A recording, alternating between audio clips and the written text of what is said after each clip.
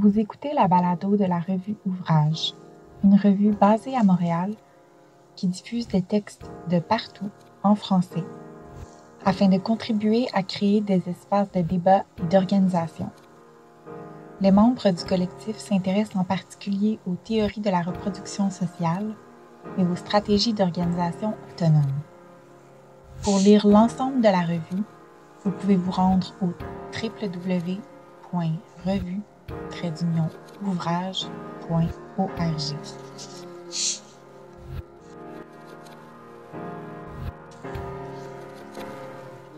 Aujourd'hui, la balado vous offre une lecture d'Adore Goldman, une travailleuse du sexe qui milite à Montréal au sein du Comité autonome sur le travail du sexe, le CATS.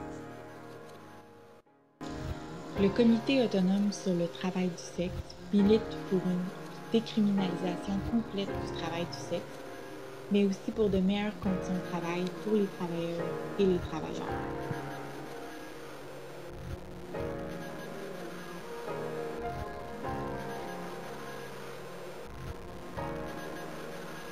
Nous vous invitons à visiter leur site internet pour toute information au www.cats.swac-mtl.org. La lecture d'aujourd'hui est celle du texte intitulé « Travail du sexe, pandémie et répression », un texte écrit par Adore Goldman et publié lors du premier été de la pandémie, le 3 juin 2020.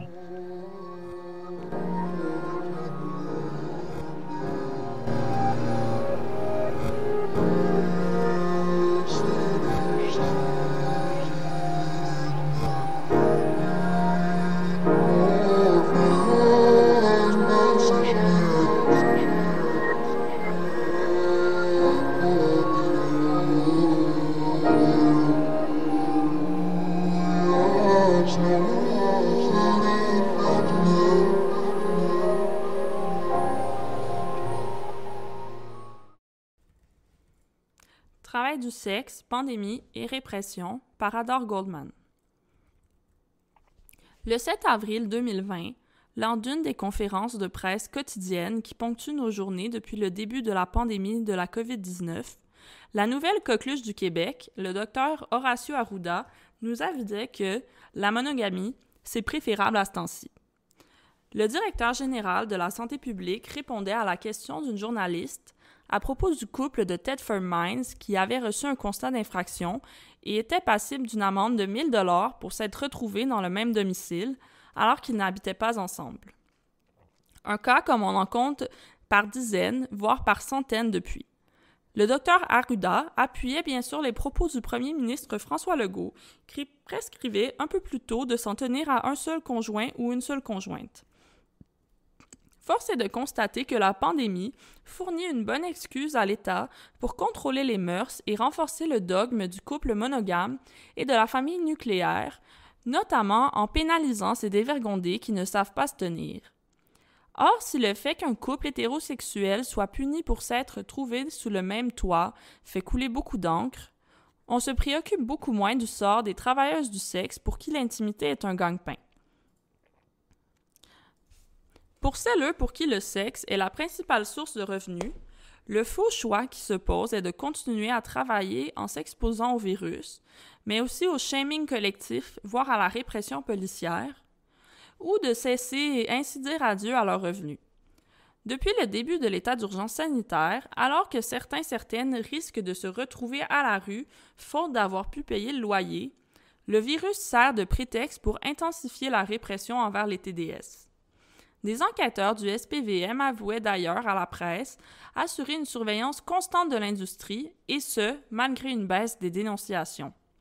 Des descentes policières ont été organisées dans des hôtels et les TDS ont reçu des amendes pour ne pas avoir respecté la distanciation sociale. Dans plusieurs villes canadiennes, des policiers se sont fait passer pour des clients et se sont présentés sur les lieux de travail des TDS pour leur remettre des constats d'infraction. Main dans la main avec la sécurité publique, la santé publique a fait de la surveillance et de la dénonciation du non-respect des règles de distanciation l'une de ses stratégies phares afin de faire respecter la distanciation sociale. Les encouragements à la délation sont accablants, dans la mesure où on peut présumer qu'elle ciblera en premier les personnes déjà marginalisées, entre autres celles dont la sexualité est stigmatisée, comme c'est le cas pour les TDS, mais aussi les minorités de genre et les personnes racisées. La surveillance collective n'est d'ailleurs pas absente de nos communautés de travailleurs-travailleuses. Dès le début de la crise, plusieurs TDS ont été pointés du doigt par leurs collègues sur les réseaux sociaux parce qu'elles continuaient d'y annoncer leurs services malgré la mise en place de diverses stratégies pour réduire les risques de transmission du virus. De telles réprimandes sont politiques. Elles ne tiennent pas compte des différences de classe qui existent parmi les TDS et ne contribuent en rien à les ébranler. Ce n'est pas pour dire que les travailleurs-travailleuses qui ont cessé leurs activités sont tous et toutes privilégiés, mais en se focalisant sur l'examen des situations individuelles plutôt que sur l'analyse des dynamiques sociales qui sont à l'œuvre pour faire respecter le confinement, on en vient à passer à côté de la solidarité qui pourrait mener à des luttes fécondes pour les travailleuses du sexe.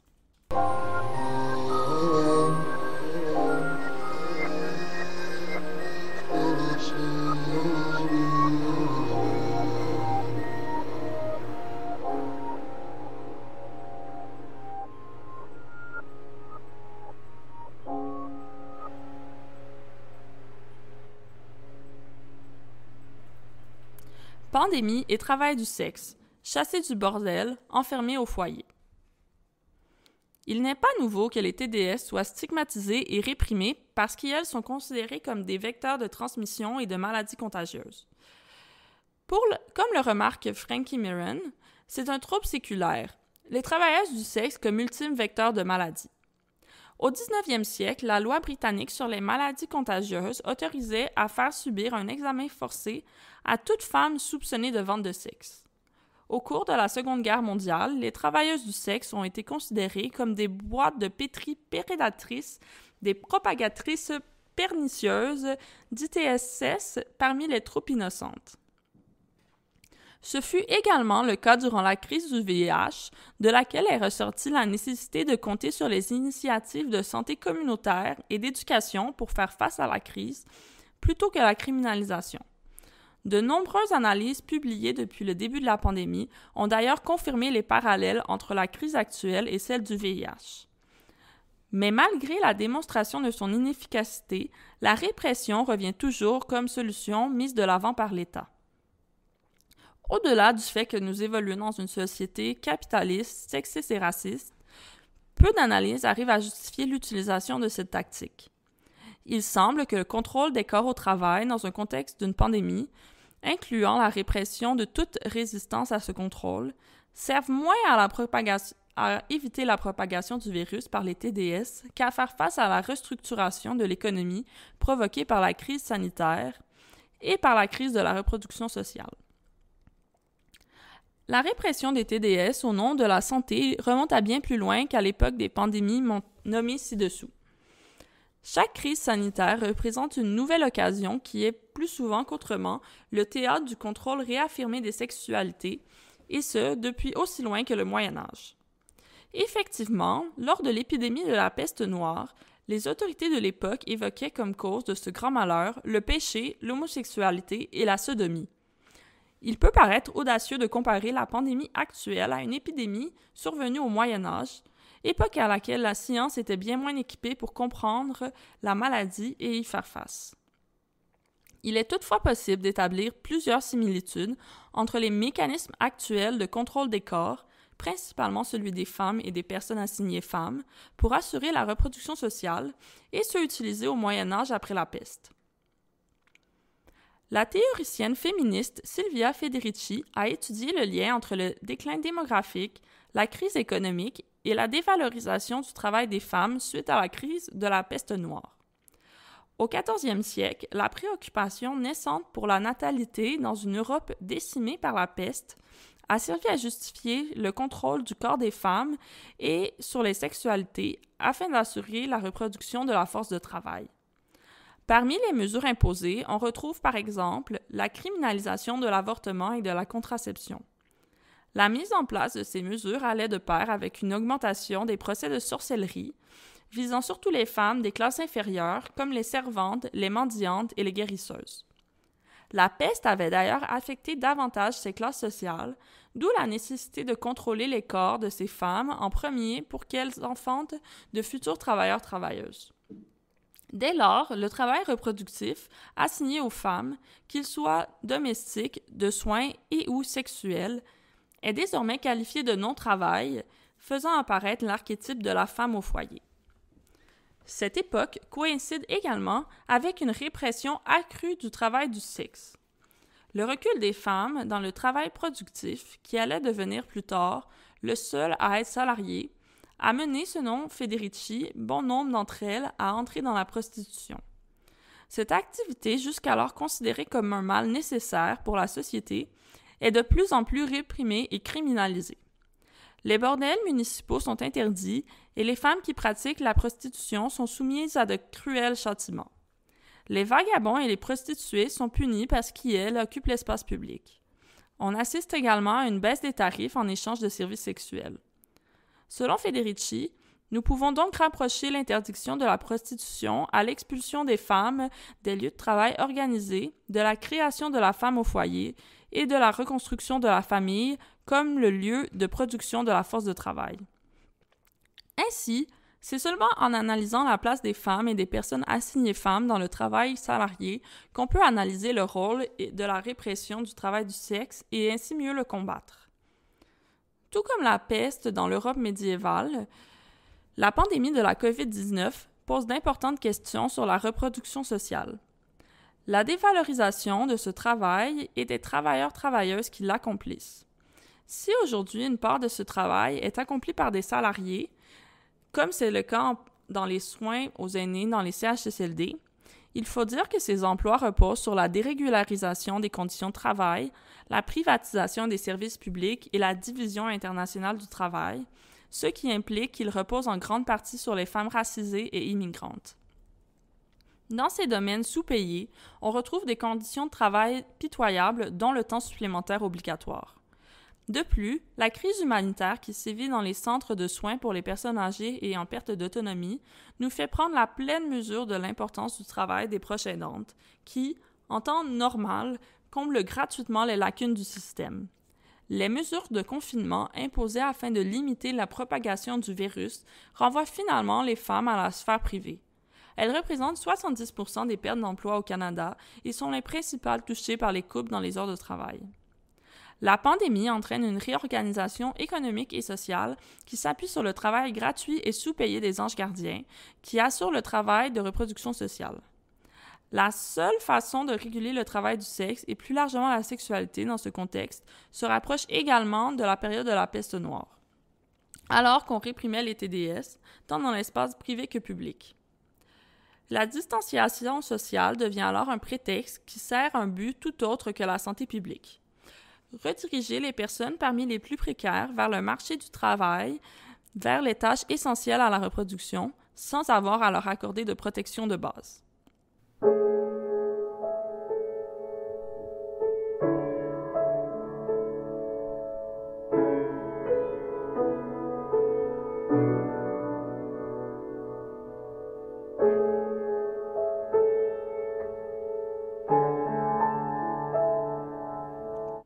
Les droits du travail contre la pandémie. Demander un salaire pour le travail ménager ne veut pas dire que quand nous serons payés, nous continuerons à le faire. Cela signifie précisément le contraire. Dire que nous demandons de l'argent pour le travail ménager est un premier pas vers le refus de ce travail. Parce que demander un salaire rend notre travail visible, et ceci est la condition indispensable pour que nous puissions commencer à lutter contre lui.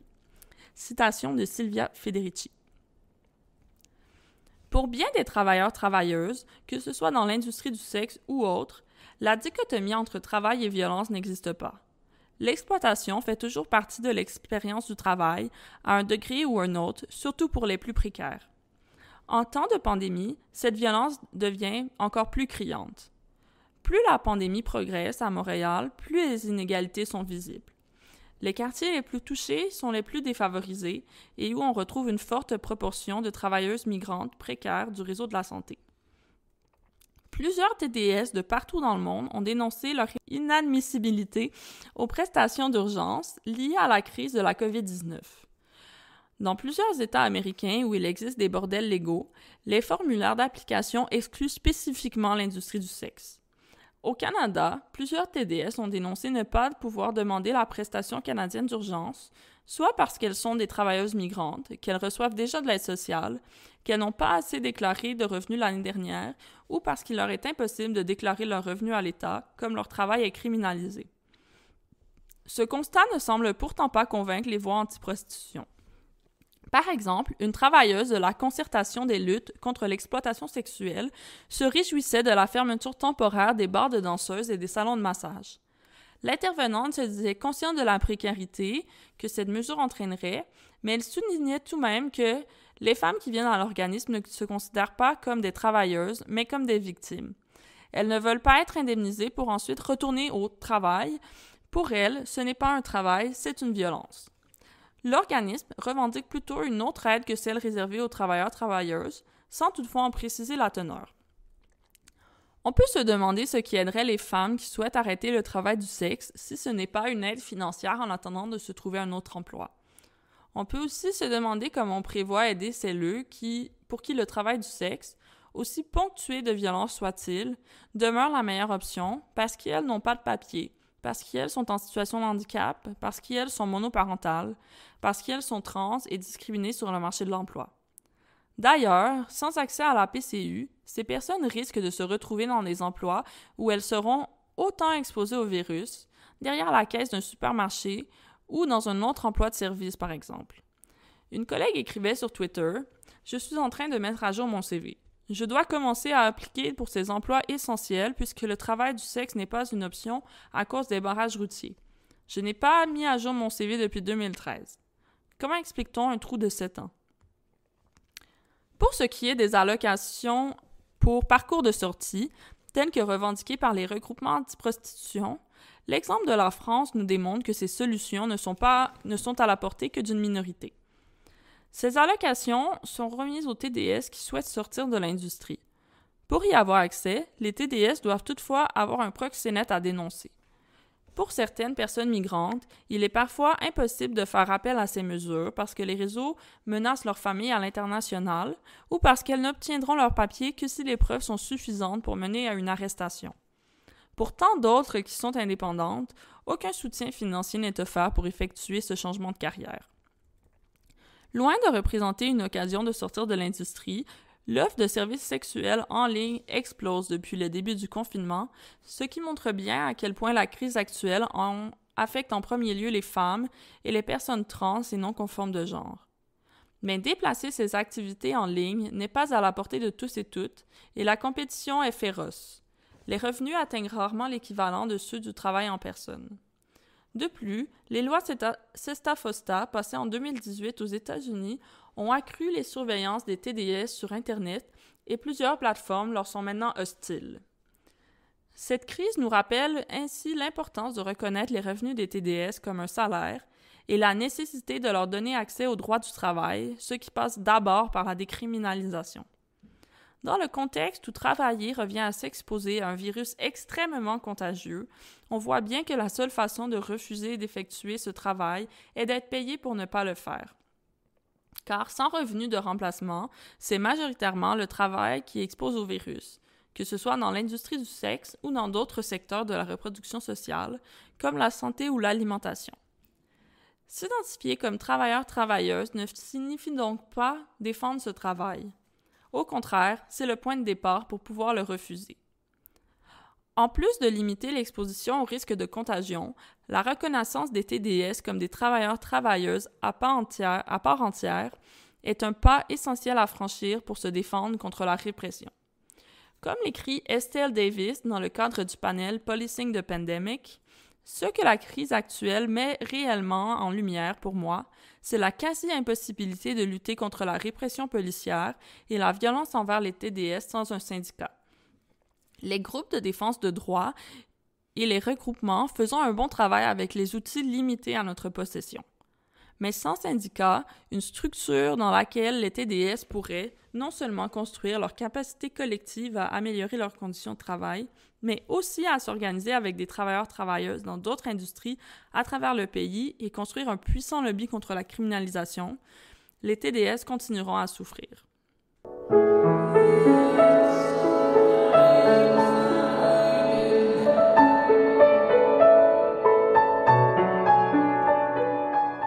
Un service essentiel, mais criminel.